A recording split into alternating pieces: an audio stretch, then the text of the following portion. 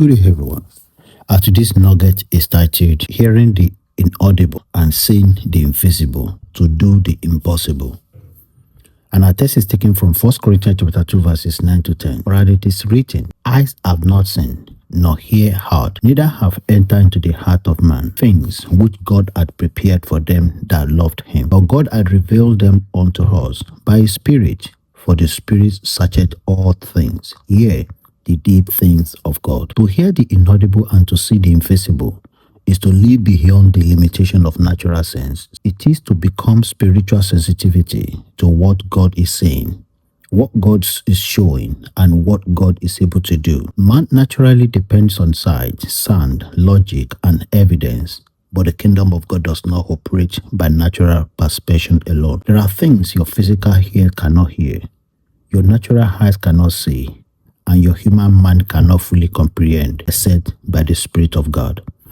Jeremiah 33 verse 3 says, Call unto me, and I will answer thee, and shew thee great and mighty things, which thou knowest not. This implies God reveals hidden matters to those who seek him. He opens the inner ear and enlightens the inner eyes. Elisha saw what Gehazi could not see, while Gehazi was overwhelmed by standing enemies.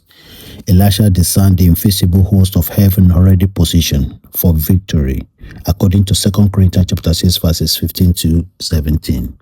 What changed the situation was not the physical environment, but spiritual sight. Noah built an ark for a rain he had never seen. Abraham believed for a son when nature said it was impossible. Peter walked on water because he responded to a word beyond human reasoning. The impossible begins when faith hears God clearly and see from perspective. Brethren, check your spiritual sensitivity. Are you ruled only by what is happening around you or by what God is revealing within you? Are you waiting for visible proof or are you moving by divine conviction? To do the impossible, you must first, 1, hear from God clearly. Faith comes by hearing, and hearing by the word of God. Romans 10:17. 2. See through the eyes of faith.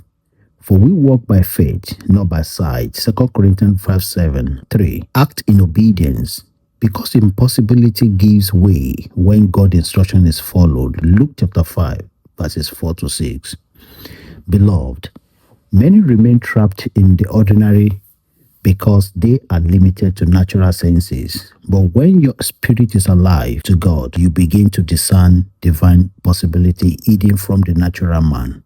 And our prayer is, Father, in the name of Jesus, open my ears to hear what others cannot hear, and open my eyes to see what others cannot see. Let my spirit become sensitivity to your voice and your leading. Remove every veil of fear, doubt, and carnality. Help me to walk by faith, obey your instruction, and step into the realm of impossible.